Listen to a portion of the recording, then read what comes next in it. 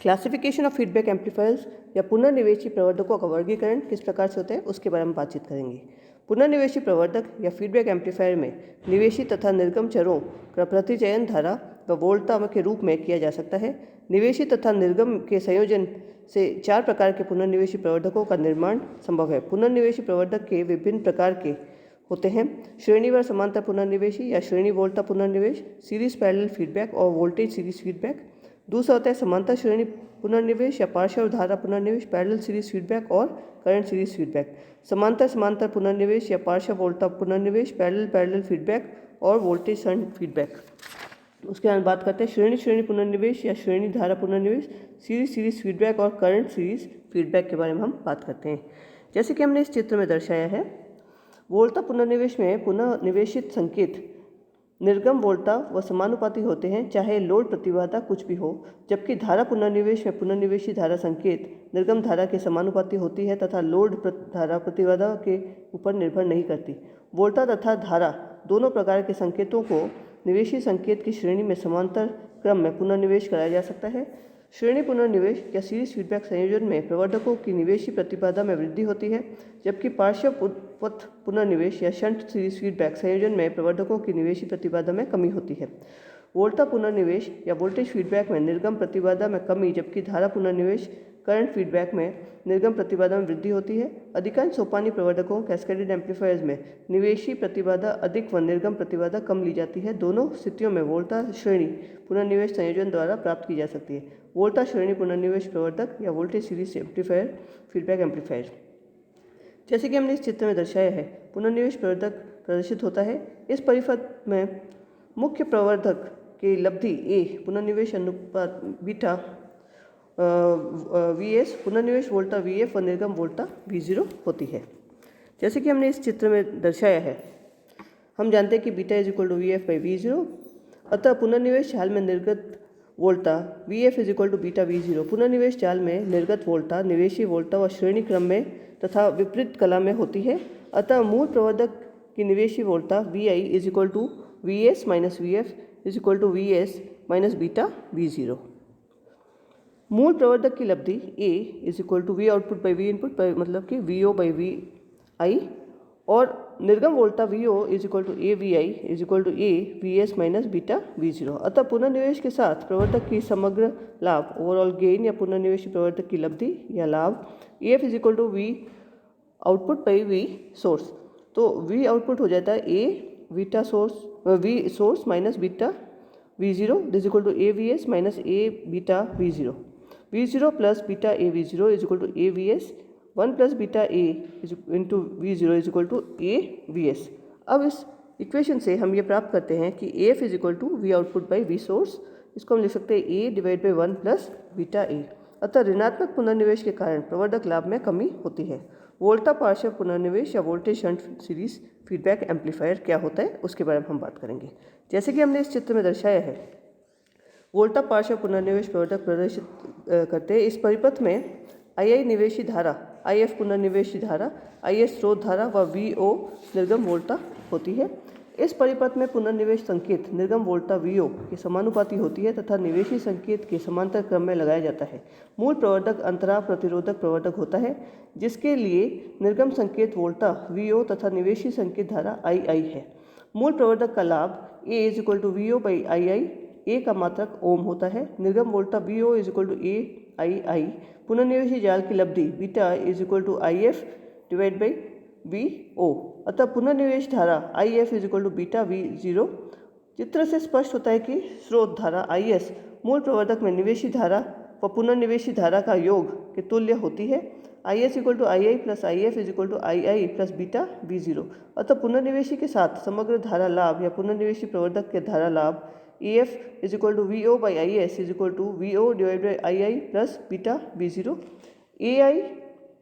AI divide by II plus beta AII is equal to A divide by 1 plus beta A। अतः ऋणात्मक पुनर्निवेश प्रवर्धक की लाभ की कमी करता है। धारा पार्श्व पुनर्निवेश प्रवर्धक current shunt series feedback amplifier के बारे में हम बात करेंगे। तो हम जानते हैं कि इस चित्र में धारा पार्श्व पुनर्निवेश प्रवर्धक को इस परिपथ में पुनर्निवेश संकेत निर्गम धारा व समानुपाती होती है तथा निवेशी संकेतों के समांतर क्रम में निविष्ट होते हैं। मूल प्रवर्धक एक धारा प्रवर्धक करंट एम्पलीफायर होता है। मूल प्रवर्धक की लब्धि A = I0 divide by II। एक विमाहीन या डायमेंशनलेस राशि है। निर्गम धारा I0 = AI, IF = beta I0। इस चित्र से स्पष्ट है कि धारा स्रोत IS मूल प्रवर्धक में निवेशित धारा तथा पुनर्निवेशी धारा के योग के तुल्य होती है। अतः IS = II + IF = II + beta I0। पुनर्निवेशी सहित समग्र लाभ पुनर्निवेशी प्रवर्धक की लब्धि AF = IO divide by IS = IO divide by II + IF = IO divide by II + beta I0। This = AII divide by II + beta AII A divide by 1 + beta A।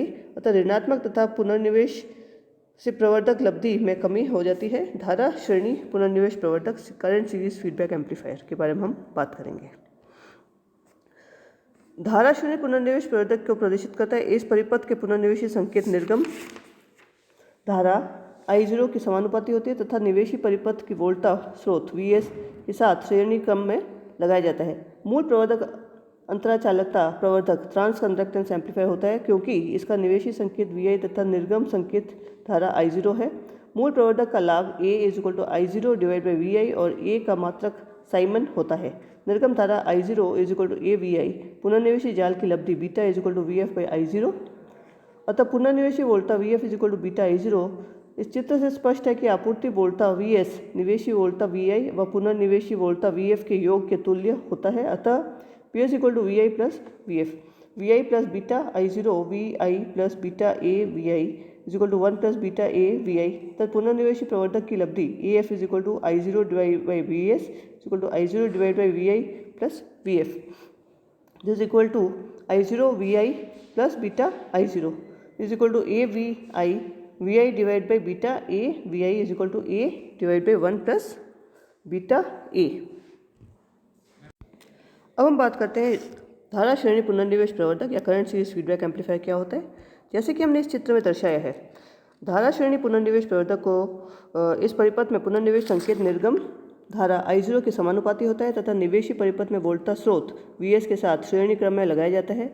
मूल प्रवर्धक अंतराचालकता प्रवर्धक trans conductance amplifier होता है क्योंकि इसका निवेशी संकेत VI तथा निर्गम धारा I0 होता है। मूल प्रवर्धक का लाभ A = I0 बाई VI और A की मात्रक साइमन होती है। निर्गम धारा I0 = AVI। पुनर्निवेश जाल की लब्धि beta = VF divide by I0। और इस चित्र से स्पष्ट है कि आपूर्ति वोल्टा VS निवेशी वोल्टा VI व पुनर्निवेशी वोल्टा VF के योग तुल्य होता है। अतः VS = VI + VF। VI + beta I0 = VI + beta A VI = 1 + beta A VI। पुनर्निवेशी प्रवर्धक की लब्धि AF = I0 divide by VS = I0 divide by VI + VF = I0 divide by VI + beta I0। AVI divide by VI + beta AVI = A divide by 1 + beta A। अतः पुनर्निवेशी के कारण प्रवर्धक की लब्धि में कमी होती है। ऋणात्मक पुनर्निवेश का जो लाभ होता है, एडवांटेजेस ऑफ नेगेटिव फीडबैक, उसके बारे में हम बात करेंगे। हम जानते हैं कि ऋणात्मक पुनर्निवेश प्रयुक्त करने के ऊपर प्रवर्धक लब्धि में कमी होती है। फिर भी मुख्यतः ऋणात्मक पुनर्निवेश प्रवर्धक में प्रयुक्त किया जाता है क्योंकि ऋणात्मक पुनर्निवेश विभिन्न तरीकों से प्रवर्धक में कार्यक्षमता में वृद्धि करता है। लाभ में होने वाली कमी की पूर्ति प्रवर्धक चरणों में संख्या बढ़ाकर की जा सकती है। ऋणात्मक पुनर्निवेश प्रयुक्त करने के लिए ये लाभ होते हैं: लब्धि स्थायित्व में सुधार, विरूपण तथा स्वस्तर में कमी, निवेशी प्रतिबाधा में वृद्धि, निर्गम प्रतिबाधा में कमी, बैंड चौड़ाई में वृद्धि, लब्धि की स्थायीकरण या स्टेबलाइजेशन ऑफ गेन। किसी प्रवर्धक की लब्धि कई प्रकार के कारणों से परिवर्तित होती है। प्रवर्धक की लब्धि शक्ति प्रदायक वोल्टा में परिवर्तन, परिपथ में प्रयुक्त सक्रिय अवयव FET या ट्रांजिस्टर के प्रचालों में परिवर्तन या अवयव को प्रतिस्थापित करने का परिवर्तित होती है। यदि प्रवर्धक लब्धि इन प्रचालों पर निर्भर नहीं करे तो यह एक आदर्श स्थिति होती है। ऋणात्मक पुनर्निवेश द्वारा यह स्थिति काफ़ी सीमा तक प्राप्त होती है। हम जानते हैं कि ऋणात्मक पुनर्निवेश का लाभ EF = A divide by 1 + beta A यदि A beta is very much greater than 1, तब 1 plus A beta is nearly equal to A beta, F is equal to A divide by beta A is equal to 1 by beta. अतः A beta is very much greater than 1 की स्थिति में पुनर्निवेश प्रवर्धक का लाभ A F आंतरिक लाभ ए पर निर्भर नहीं करता, यह केवल पुनर्निवेश गुणक बीटा पर निर्भर करता है। बीटा का मान निष्क्रिय अवयव जैसे प्रतिरोध आदि पर निर्भर करता है। प्रवर्धक परिपथ में प्रतिरोध का मान नियत होने के कारण पुनर्निवेशी प्रवर्धक की लब्धि नियत या स्थायी केवल तभी होती है जब A beta is very much greater than 1। यदि प्रवर्धक का आंतरिक लाभ एक निश्चित परिवर्तन होता है तो इसमें संगत समग्र लाभ में प्रतिशत परिवर्तन ज्ञात किया जाता है, और हम इस समीकरण से ये लिख सकते हैं कि D A F by D A is equal to 1 plus A beta into 1 minus A beta divide by 1 plus